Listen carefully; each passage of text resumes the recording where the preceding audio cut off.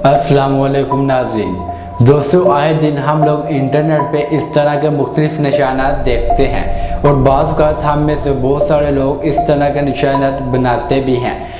लेकिन क्या आप लोग जानते हैं कि निशानात के मतलब क्या है? कहीं ये निशानात शैतानी निशानात तो नहीं? अगर दोस्तों आप लोग नहीं जानते और आप लोग जानना चाहते हैं तो पाक फैक्ट्स की एक नई और दिलचस्प वीडियो में आप सभी दोस्तों को खुशामदीद। नंबर 1, शाका साइन। दोस्तों, ये ऐसा निशान है जिसमें छोटी उंगली और अंगूठे को खुला रखा जाता है जबकि दरमियानी तीनों उंगलियों को बंद रखा जाता है।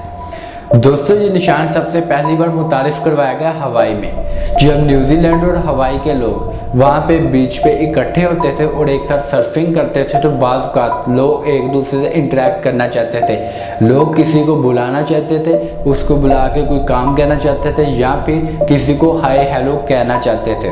तो दोस्तों, उस वक्त एक दूसरे की ज़ुबान ना जानते हुए लोगों ने ये निशान मुतारिफ करवाया जिसे शाका साइन कहा जाता है। इसका मतलब है हाय हेलो, कैसे हो, मेरे साथ फ्रेंडशिप करोगे। यह कोई शैतानी निशान नहीं, लेकिन इस वीडियो में एक निशान ऐसा भी मैं बताऊंगा जो कि हम आए दिन अपने रोज़मर्रा की ज़िंदगी में इस्तेमाल करते हैं, लेकिन वो दज्जाल को रिप्रेजेंट करता है। Number 2, sign of hands. दोस्तों, इस निशान में अपनी शहादत वाली उंगली जिसे इंग्लिश ज़ुबान में इंडेक्स फिंगर कहा जाता है और अपनी सबसे छोटी उंगली जिसे पिंकी फिंगर कहा जाता है, इन दोनों उंगलियों को खुला रखा जाता है जबकि बाकी तीनों उंगलियों को बंद रखा जाता है।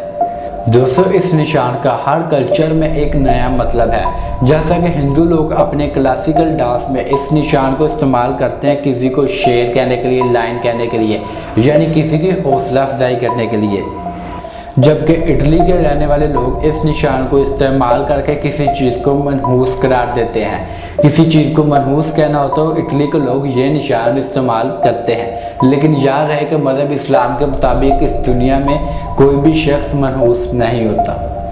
और अगर हम लोग इस निशान का मतलब बुद्धिज़्म कल्चर में देखें तो वहाँ के बुद्धा लोग, बुद्धा उसे कहा जाता है जैसे हिंदुओं के पंडित होते हैं, इसी तरह बुद्धिज़्म कल्चर में वहाँ के बुद्धा होते हैं। तो वो बुद्धा लोग शैतान को भगाने के लिए इस निशान का इस्तेमाल करते हैं और बहुत सारी जगहों पे इस निशान को डेविल आई यानी शैतानी आँख, दज्जाली आँख से भी मंसूब किया जाता है। इसीलिए बहुत सारे रॉक स्टार्स और सिंगर्स जो कि इल्यूमिनाती के साथ मिले हुए हैं और अपने गानों में बार बार एक आंख को जाहिर करते हैं, वो इस तरह के निशान को अक्सर अपने गानों में इस्तेमाल करते हैं, जिसे हम लोग बगैर इसका मतलब जानते हुए कि एक शैतानी आँख यानी दज्जाली आँख को भी जाहिर करते हैं, हम लोग अपनी रोज़मर्रा की ज़िंदगी में इसका इस्तेमाल करने लग पड़े हैं।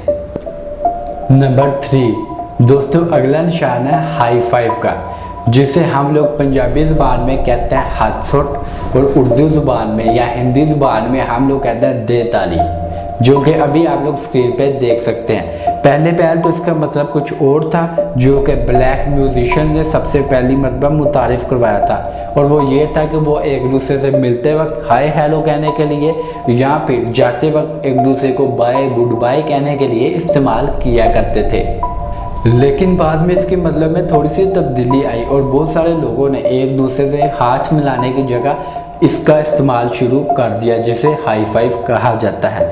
लेकिन जब 1970 में पहली मरतबा 2 बास्केटबॉल प्लेयर ने जीतने के बाद एक दूसरे से हाई फाइव किया तो इसका मतलब इसका ट्रेंड मुकम्मल तौर पे चेंज हो गया और लोगों ने इसका इस्तेमाल तब शुरू कर दिया जब वो बहुत ज़्यादा खुशी के आलम में होते थे या फिर अगर कोई दोस्त बहुत ही अच्छा जोक सुनाता था तो एक दूसरे से खुशी का इजहार करते हुए, हंसी मजाक का इजहार करते हुए ये हाई फाइव करना शुरू कर दिया। Number 4, checking the bird. दोस्तों, आप में से बहुत सारे लोग इस निशान को गाली तस्वर कर रहे होंगे कि ये सी की जगह एफ आता है, लेकिन दोस्तों इसका मतलब असल में ये नहीं था।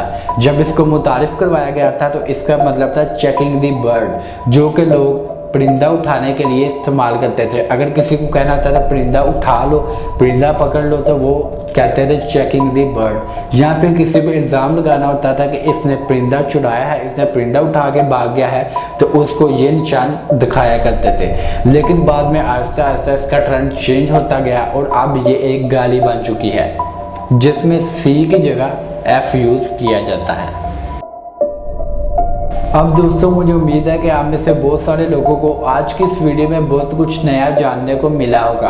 अगर दोस्तों आज की वीडियो आप लोगों को पसंद आई है तो लाजमी से इस वीडियो को लाइक कर लीजिए, और अगर आप लोग इस तरह के दिलचस्प वीडियो आए दिन देखना चाहते हैं तो लाजमी से हमारे इस चैनल को सब्सक्राइब कर लीजिए।